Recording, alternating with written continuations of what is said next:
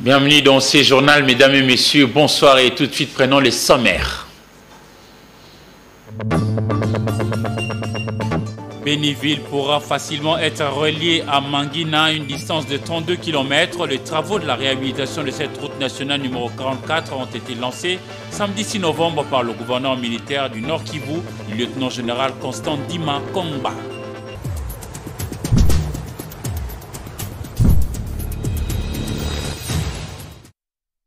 Encore une fois, mesdames et messieurs, bonsoir. Le chef du gouvernement, le premier ministre congolais Sama Lukonde Kyenge Jean-Michel a présidé la réunion du Conseil de ministres, la 27e de la série. Les membres du pouvoir exécutif congolais ont entre autres eu à parler de la centrale hydroélectrique de la Chopo, alors que la capacité actuelle de cette infrastructure est évaluée à 19,5 MW.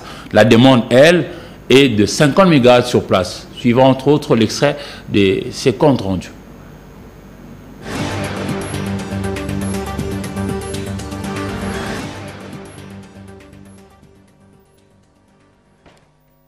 Compte rendu de la 27e réunion du Conseil des ministres.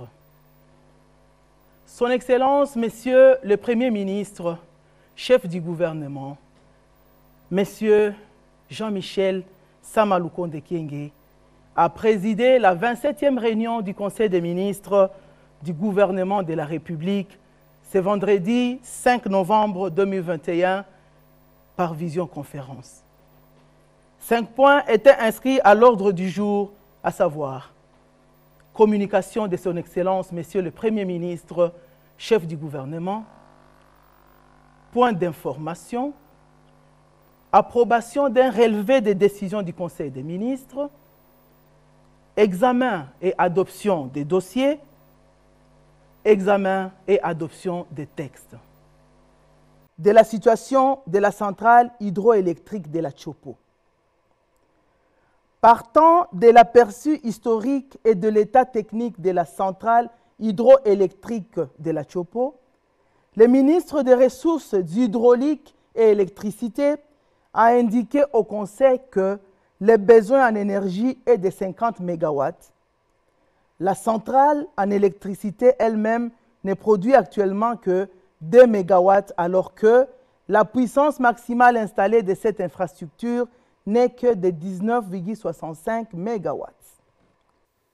La centrale en elle-même ne produit actuellement que 2 MW, alors que la puissance maximale installée de cette infrastructure n'est que de 19,65 MW. L'impact de ces déficits énergétiques contraint la Société nationale d'électricité, SNEL, à ne fournir de l'électricité qu'à l'usine de traitement de l'eau de la Régie des eaux, aux hôpitaux, au gouvernorat et à la brasserie. Si cette situation est justifiée par le manque d'anticipation et d'initiative durant plusieurs années, le ministre des Ressources hydrauliques et électricité a préconisé une stratégie de mise en œuvre d'une série d'actions à court et à moyen terme. Les actions urgentes en cours se basent sur le mix énergétique et de réduction de la demande d'énergie sur la centrale hydroélectrique de la Chopo. Elles sont les suivantes. Réhabilitation de la centrale thermique de Kisangani, acquisition et installation des 2 groupes électrogènes de 500 kVA, autonomisation de l'éclairage public, redémarrage du groupe 3 de la centrale hydroélectrique de la Chopo. Les actions à court et moyen terme portent pour la fourniture de l'électricité, l'autonomisation des bâtiments publics, la réhabilitation du groupe 1 de la centrale de la Chopo, la construction de la centrale hydroélectrique de Babeba de 50 MW et réseaux associés, la reconstruction d'une centrale photovoltaïque de 50 à 100 MW en backup de la centrale hydroélectrique. Pour la desserte en eau potable, le financement pour le gouvernement de la mise en place d'un système de distribution gravitaire à Kisangani, le financement par le gouvernement de la réhabilitation de l'usine d'eau potable d'Opala, l'approvisionnement en carburant de l'usine de la Régie des eaux de Kisangani par les recours au stock stratégique de carburant. Le ministre des Ressources hydrauliques et électricité a précisé que certaines actions urgentes sont déjà en cours d'implémentation. C'est le cas du reconditionnement de pièces de 3 groupes de la centrale hydroélectrique de la Chopo, dont le redémarrage est prévu le 11 novembre 2021. Après débat et délibération, le Conseil a adopté ces dossiers. Venant de Bukavu, chef-lieu de la province du Sud Kivu, le vice-gouverneur de la province du Nord Kivu est retourné à Goma après avoir été discuté de la paix avec les autres responsables, notamment de l'Ituri et du Sud Kivu. Regardez ces images. Du Nord Kivu, le commissaire divisionnaire Romi Ekoukali Popo est rentré à Goma ce 6 novembre 2021. L'autorité revient d'une mission de paix à Bukavu dans le cadre de concertation entre les provinces de l'Ituri, Nord et Sud Kivu. Ils ont échangé sur les défis et les actions urgentes en faveur de la paix dans les 3 provinces précitées. En termes de défis, l'autorité parle de la logistique et de la viabilité de l'état des sièges. Dans un premier temps, la coexistence entre les actions de l'armée et les actions de la police, et lesquelles actions mises ensemble doivent booster l'état de siège vers l'avant. Vous savez que l'Ituri et le Nord Kivu sont en état de siège, contrairement au Sud Kivu. Et les mailles qui bloquent la manière dont nous devons réaliser l'état de siège, notamment les défis que le gouvernement central doit réaliser, par exemple en termes de logistique, en termes de viabilisation de l'état de siège. Parce que toutes les populations réclament parce que l'état de siège c'est très bon, mais il faut que ça aille quand même suffisamment assez vite pour pouvoir libérer ces problèmes, ces territoires de toute la criminalité, des groupes armés et des forces négatives. La collaboration avec les autorités coutumières et autres sont entre autres nouvelles orientations pour parvenir au succès de l'état des sièges qui n'est rien d'autre que la paix durable. La manière dont nous devons collaborer avec les autorités anciennes locales, les chefs coutumiers et autres, parce que nous avons vu que les grands problèmes, parmi les grands problèmes qui bloquent un peu le travail de l'état de siège, ce sont les problèmes coutumiers, les problèmes fonciers, et les problèmes de leadership. Et nous avons essayé de voir dans quelle mesure nous pouvons discuter avec les chefs coutumiers pour que nous puissions leur permettre de fonctionner et qu'ils permettent également que l'état de siège puisse travailler avec eux pour pouvoir sortir ces villages et autres chefferies de groupes armés, de l'obédience des groupes armés. Ce cadre de concertation entre les 3 provinces de l'Est de la RDC en est à sa 2e session. La route nationale numéro 44 qui relie Béniville à Mangina, soit une distance de 32 km, doit être rénovée et surtout praticable. Le gouverneur militaire, le lieutenant-général Ndima Kongba, a lancé hier, samedi 6 novembre 2021, les travaux dans cette partie de la province du Nord Kivu. Suivez. Lancement ce samedi 6 novembre 2021 par l'autorité provinciale du Nord Kivu des travaux de réhabilitation de l'axe routier allant de Béniville à Mangina sur la route nationale numéro 44. Le go de ces travaux sur ces tronçons routiers longs de 32 km a été donné par le gouverneur militaire du Nord Kivu, le lieutenant-général Constant Ndima Kongba. Les cérémonies relatives se sont déroulées au niveau du rond-point Nyamwisi au centre-ville de Béni. L'importance socio-économique et stratégique de cette route Béni-Mangina n'est plus à démontrer car elle facilite les échanges entre les habitants des villes de Béni et de Butembo avec les compatriotes de l'ex-province orientale. L'entretien de cette route facilitera aussi les forces de sécurité à mener promptement leurs opérations, comme le rappelle ici Maître David Kamoua, conseiller principal du gouverneur de province en charge des reconstructions. Nul n'ignore l'importance d'une route comme celle dont nous allons lancer les travaux. C'est une route à la fois d'importance capitale pour ce qui concerne l'économie de ces entités, mais également une route d'intérêt stratégique sur les plans sécuritaires.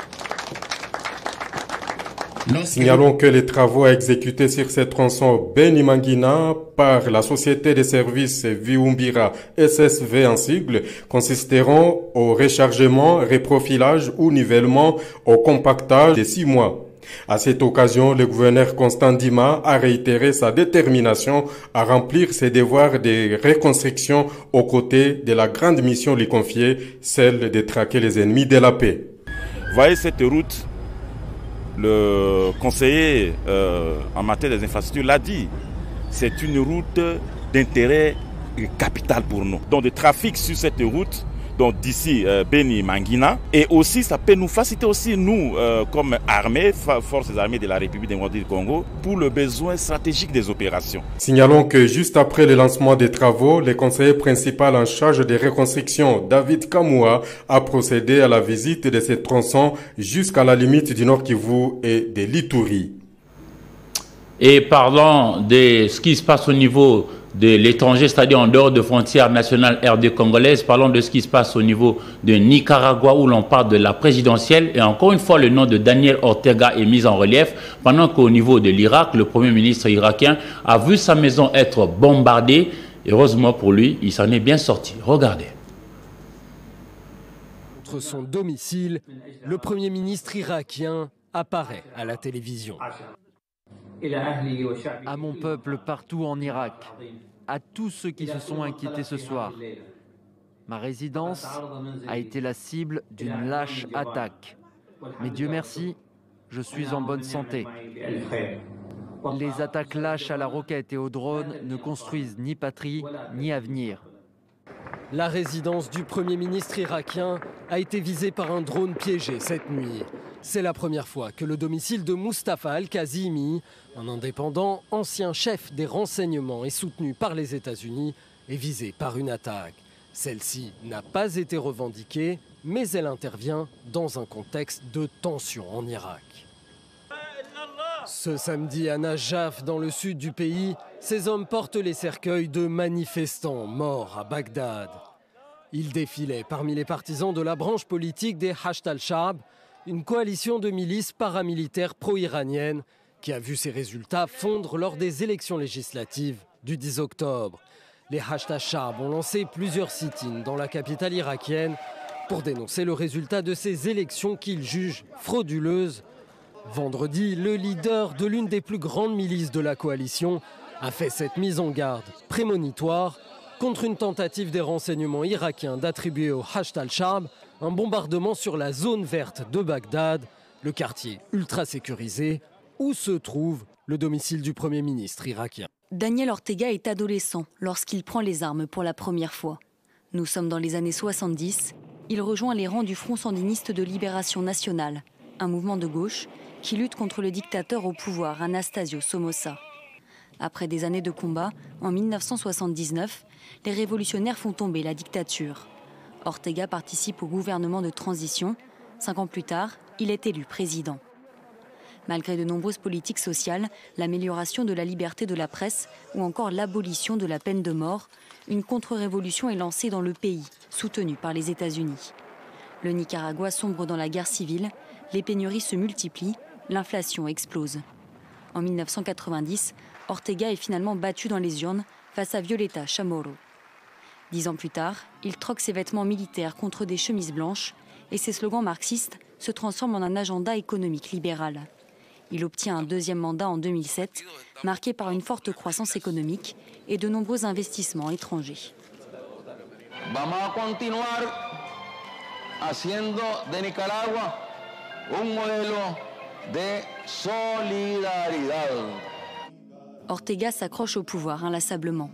Il fait réécrire la Constitution, supprimant notamment la limite des mandats successifs. ce qui le mène à une 4e victoire présidentielle en 2016. Porque la paz hay que defenderla continuamente, hay que renovarla continuamente. Y aquí tenemos hoy un ejército para la paz. Une paix qui ne fait finalement pas long feu. En 2018, des manifestants protestent en nombre à Managua, opposés à une réforme de la sécurité sociale. La répression est sanglante, plus de 300 manifestants abattus, des milliers blessés, au moins 100 000 personnes fuient le pays. Depuis, et plus que jamais, Ortega et ses proches font tout pour rester au pouvoir, quitte à faire arrêter et emprisonner tous les potentiels adversaires à la présidentielle. Plus de 50 ans après qu'Ortega a pris les armes contre un dictateur, il est aujourd'hui accusé d'en être lui-même devenu un. Et en République démocratique du Congo, la semaine qui s'achève aujourd'hui a été très riche en actualité et on va parler de la semaine.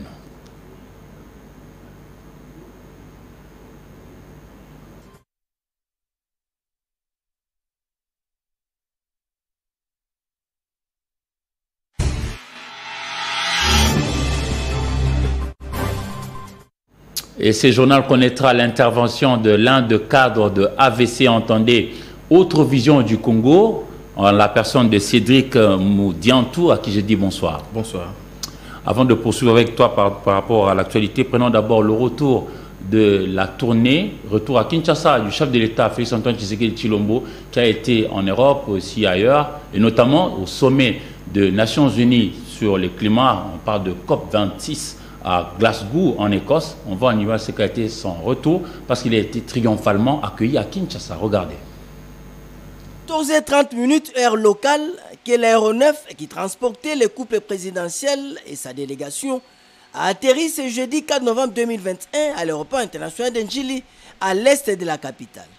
Au bas de la passerelle, les corps constitués de la République, le président du Sénat, Modeste Bahati, le président de l'Assemblée nationale, le citoyen Christophe Mbosso Kodiampwanga, le premier ministre Sama Lukonde Kyenge, ainsi que les sénateurs et députés nationaux, partis politiques, mouvements citoyens et forces vives de la nation. Sur les tapis rouges, un véritable aide d'honneur, le couple présidentiel a eu droit à des civilités d'usage jusqu'au pavillon présidentiel où il a échangé avec ses invités de marque pendant près d'une demi-heure. À la sortie, le couple présidentiel, Félix-Antoine Tshisekedi Tshilombo et la très distinguée première dame de la République, Denis Nakeru Tshisekedi, ont fait la marche et ont eu droit à un bain de foule sans précédent. Tout le monde voulait voir le président de la République qui vient d'effectuer une tournée diplomatique euro-asiatique avec des retombées énormes pour la République démocratique du Congo. Tout le long des acteurs de la capitale, le couple présidentiel sera ovationné par la population quinoise, comme pour dire « le papa est rentré à la maison, bon retour monsieur le président ». Il a dit le papa est rentré à la maison, bon retour. Monsieur Cédric Moudiantou, pourquoi vous aviez pensé qu'il était utile d'aller accueillir le chef de l'État alors qu'il était dans son rôle? Oui, il était dans son rôle, bien sûr. Vous avez vu qu'il faut lire dans la mobilisation spontanée du peuple quinois, bien sûr, dans l'accueil du chef de l'État à l'aéroport d'Njili. Il faut lire dans cette action deux choses. La première, c'est d'abord sur le plan politique, une réponse directe du peuple congolais, bien sûr, je parle des Quinois, à une certaine opposition ou à une opinion qui croirait que le président de la République ne compte plus comme il comptait lorsqu'il fut encore opposant. Aujourd'hui au pouvoir, voilà la réponse. Les Quinois se sont mobilisés puisque sachant d'où ils viennent, ce qui représentait déjà hier la RDC sur le plan international, dans la coopération ou encore sur le plan diplomatique, et aujourd'hui ce qui est en train de représenter la RDC à travers une diplomatie que les Quinois ont saluée, une diplomatie dont l'efficacité n'est plus approuvée. Donc il faut lire dans ça une réponse directe. J'ai parlé du plan politique, mais sur le plan diplomatique, les Quinois étaient allés accueillir justement le succès. Vous avez vu le périple euro-asiatique du président de la République. D'abord, en Israël, il s'agissait de réchauffer les relations entre ces deux pays. Vous savez, il y a une relation qui a été rompue depuis la deuxième République avec le feu maréchal Mobutu, et qu'il était temps. Il était vraiment temps. Aussi sur le plan stratégique, vous savez ce qui représente Israël aujourd'hui. Aussi les intérêts que devait avoir la RDC au regard de toutes ces dotations. Donc il était vraiment utile de renouer ces relations. Ça a été fait avec le président de la République. Il y avait de quoi saluer. Son passage en Europe, notamment au G20 et à la COP26, une fois de plus, c'était un succès. Voilà pourquoi les Kinois sont allés. Le papa est rentré. Le papa n'est pas rentré main brodouille. Le papa est rentré avec un succès et les Kinois voulaient bien lui dire nous sommes derrière vous. Premièrement, vous soutenons, mais surtout, vous nous avez honorés. Vous avez porté haut l'identité congolaise, surtout. La démarche augure un avenir sûr pour notre jeunesse et qui désormais pourra être sûr de léguer à notre postérité un serment des libertés. Mais c'est bien. Le même Quinois, même par extension les Congolais ont ovationné l'arrivée du chef de l'État, son retour c'est bien, mais le même Congolais vous disent que les enfants ne vont pas tous à l'école, on n'a toujours pas l'eau, ni non plus l'électricité, la route, l'hôpital, etc., etc. Non mais écoutez, il ne faudrait pas que nous fassions la confusion. Les Quinois, puisqu'il s'agit du peuple congolais d'ailleurs par rapport aux questions que vous posez, c'est eux qui ressentent ça. Mais j'ai dit ici, nous sommes en train de parler d'une évaluation. Les Congolais savent ce que représentait le pays et ce qu'aujourd'hui représente. On a compris, mais bon, ils vous attendent sur le terrain social. Vous avez parlé du terrain social. Oui, le terrain social ne va pas sans l'aspect diplomatique que je viens d'évoquer ici. Parce que l'aspect diplomatique également, dans l'aspect diplomatique, il y a la branche où nous entendons le marché international. Qu'est-ce que la RDC a apporté sur le plan international de manière à avoir des retombées sur le plan social. Mais aussi par rapport à cette histoire de plan social, le président de la République a donné, puisqu'il est garant du bon fonctionnement des institutions, garant du pays bien sûr, il est donneur de l'impulsion, il a donné l'impulsion à tous les Congolais de venir maintenant soutenir. Ce que nous voyons par exemple sur ce que vous dites, les enfants n'étudient pas. Oui, aux Congolais, à chaque Congolais de comprendre que aujourd'hui, la gratuité de l'enseignement n'est pas le fait seulement bénéfique pour Félix Tshisekedi en tant que président de la République, mais chaque enfant congolais qui était dans la maison, qui ne savait pas partir à l'école puisque son papa n'avait pas de revenus, puisqu'il était d'une certaine classe sociale, mais qu'aujourd'hui, ces enfants devraient être pris en charge par l'État congolais. Il y a nécessité que chaque parent, chaque Congolais comprenne que tous devons sacrifier quelque chose au bénéfice de l'avenir, parce qu'on construit un pays à travers la jeunesse. Nous ne pouvons pas combattre les antivaleurs, notamment la délinquance juvénile, l'insécurité à travers le phénomène Koulouna, quand les enfants sont à la maison. Et ceci appelle à la mobilisation de tous les Congolais, quand bien même le président de la République et les institutions de la République, notamment le gouvernement, s'y mettent pour essayer de répondre à chaque degré des préoccupations. Je vais vous reprendre. La ville de Bukavu a fait parler d'elle pendant la semaine parce qu'il y a eu incursion et que, heureusement, les vaillants soldats de forces armées de la République démocratique du Congo ont bien répondu pour sécuriser la population. Regardez en image. Quelques heures, suite à l'incursion du mouvement rebelle CPC 64, dont la nuit de mardi 2 à mercredi 3 novembre 2021, dont le chef-lieu de la province du Sud Kivu. On a vécu une catastrophe événement vraiment parce qu'on était ici depuis 5 heures, comme je peux le dire. Il y avait un drapeau que si ce sont les milices, si ce sont les, je ne sais pas, si ce sont les rebelles, ils ont fait monter un drapeau là. Ils écrivent Congo, Congo nouveau. Alors nous on était là depuis le matin. Après ce matin là, il y a les soldats de l'FARDC qui ont arrivé. Jana walipiga masasi a partir ya 0h mpaka saa hii hakuna activité yenye inafungiwa, mabotike zote zinafungiwa, wanafunzi nao wanalia tu ya masomo. La situation a été plus vite maîtrisée par l'armée et la police après affrontement avec les rebelles, lesquels ont fait environ 6 morts côté assaillants et 3 seulement côté armée congolaise. Environ 36 assaillants, dont une femme, ont été capturés et 14 armes saisies, selon le bilan donné par le gouverneur du Sud Kivu, Teongwa Bidjekassi. La situation aujourd'hui de la ville de Bukavu est sous contrôle. J'appelle notre population au calme,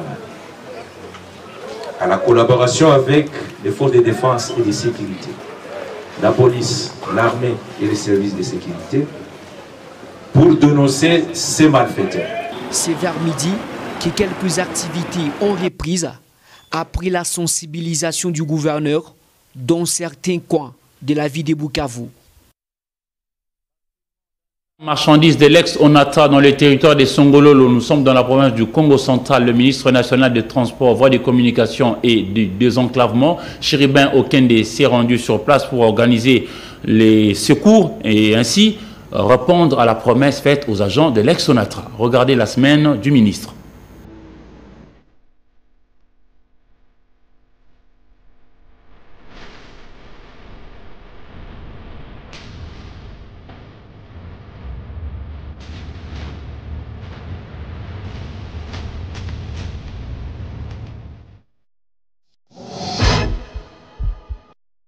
La locomotive et 6 wagons d'un train marchandises de la SCTP en provenance de Kinshasa pour Matadi a connu un culbutement entre 19h et 20h à Songololo. Dépêché d'urgence par le Premier ministre Samalou Kondé, le ministre des Transports, Voies de Communication et des Désenclavements, Chérubin Okende, accompagné de son vice Marc Ekila ainsi que du staff dirigeant de l'ex-Sonatra, a assuré le cheminement des 4 corps des membres d'équipage décédés à la morgue. La vétusté totale des équipements de la SCTP est à la base de cet accident, selon les premiers éléments de l'enquête déjà ouverte par le procureur général de Manzangungu. Chérubin Okende met les bouchées doubles pour sortir la RDC de la liste noire de l'Union européenne. Pour y parvenir, le pays de Félix Tshisekedi, qui affichait 51% des taux de réalisation en 2018, veut atteindre la moyenne mondiale de 80%. C'est dans ce cadre que le ministre des Transports a lancé le lundi la session de sensibilisation sur l'audit OACI des supervisions de la sécurité approche des surveillances. Présidé par Jean-Claude Wafo, expert africain en aérodrome, ces travaux ont permis aux acteurs de l'aviation civile d'être à niveau et de préparer l'audit de l'Organisation de l'aviation civile internationale qui sera menée en RDC du 31 août au 12 septembre 2022. Le même jour, le ministre est allé à la rencontre des agents de la Société commerciale des transports et des ports qui étaient en grève depuis plusieurs semaines. Il revendiquait entre autres le paiement de plusieurs mois d'arriérés de salaire. Le président de la République avait instruit le gouvernement de trouver rapidement des solutions. Paye un salaire, il y a 2 mois et qu'on a déjà lobby.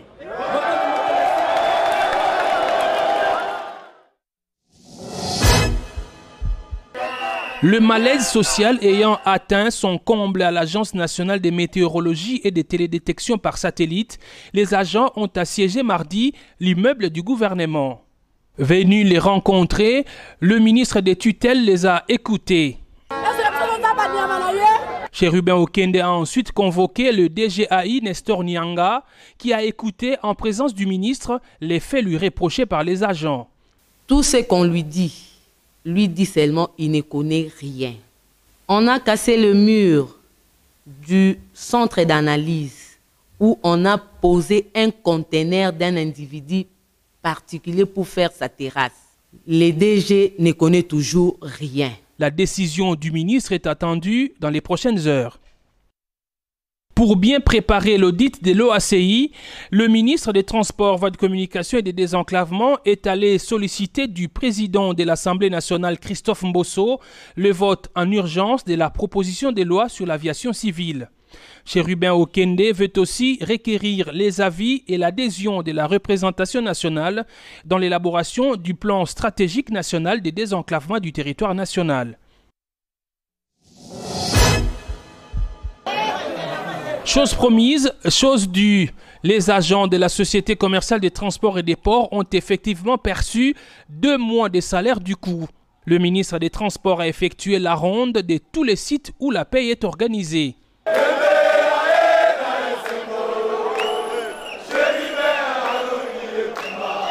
Contents de percevoir leur salaire qui hier relevait d'un miracle, les agents ont adressé des ovations au président de la République et au Premier ministre par l'entremise du ministre des Transports. Merci au président de la République, son Excellence Félix Antoine Tshisekedi. Il a mis ça tout encouragement au Premier ministre, son Excellence Jean-Michel Sama Lukonde. Le ministre des Transports, Voies de Communication et des Désenclavements est allé, aux côtés du Premier ministre et d'autres membres du gouvernement, accueillir le chef de l'État Félix Antoine Tshisekedi Tshilombo à l'aéroport international d'Njili. Le président de la République revenait d'un long périple diplomatique en Israël, au G20 en Italie et à la COP26 en Écosse. Le Conseil des ministres, la 27e réunion, a vécu. Le ministre des Transports, Chérubin Okende, a pris part active à cette rencontre présidée en visioconférence par le chef de l'État, Félix-Antoine Tshisekedi Tshilombo. La concession située au numéro 690 à la 18e rue Limete, sur le boulevard Lumumba, appartient désormais à la Société des transports publics Transport au Congo. La société City Train, désormais ex-propriétaire, qui est en liquidation depuis 2014, a officiellement cédé cet espace à Transco dans une cérémonie présidée par le ministre des Transports, Voies de communication et des désenclavements, Chérubin Okende. Du côté des Transco, c'est la satisfaction car la société voit ainsi son patrimoine social s'agrandir.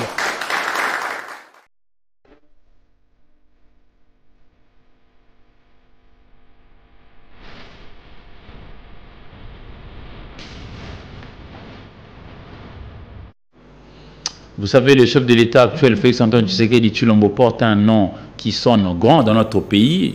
Son papa a combattu le maréchal Mobutu, mais lors de son retour le jeudi, les parlementaires ont été conviés à aller au niveau de l'aéroport. Est-ce que c'était important? On vous accuse de faire un comeback avec le Mobutisme. Vous avez dit conviés, je ne sais pas ce que vous comprenez par là, mais tout ce que je sais, c'est que les parlementaires sont les représentants du peuple, encore qu'ils n'ont pas séché une plénière pour qu'eux aussi aillent accueillir le président de la République. Vous, au niveau de l'AVC, vous pensez qu'aller parler, par exemple, de ce qui se passe au niveau de Bukavu, chef-lieu du Sud Kivu, et aller accueillir les chefs, qu'est-ce qui était prioritaire? Je ne pense pas que ce qui s'était passé à Bukavu ou encore l'arrivée du chef de l'État, il y avait incompatibilité, puisqu'il y a les services de l'armée. Vous avez suivi le gouverneur qui a dit que tout était sous contrôle, et qu'aujourd'hui ces assaillants sont sous contrôle des services de l'armée. Et que l'armée d'ailleurs n'était pas, elle, invitée à aller accueillir le chef de l'État. Nous sommes en train de terminer, M. Modiantou. Votre parti porte le nom de AVC.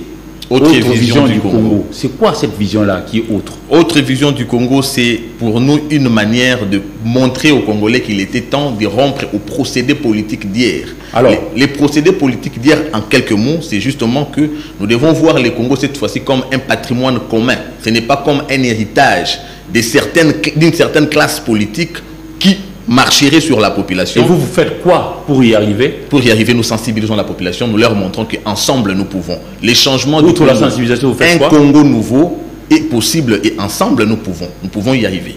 Ensemble nous pouvons, parce que en son temps, Alain Cartier-Émile disait: force-le de bâtir ensemble une tour et vous le changerez en frères. Ici, la tour, c'est la République démocratique du Congo. Mesdames et messieurs, c'est pratiquement la fin de ce journal, mais avant de nous quitter, je vous en rappelle le principal titre. Béniville pourra facilement être relié à Mangina, une distance de 32 km. Les travaux de la réhabilitation de cette route nationale numéro 44 ont été lancés samedi 6 novembre par le gouverneur militaire du Nord Kivu, le lieutenant-général Constant Dima Komba.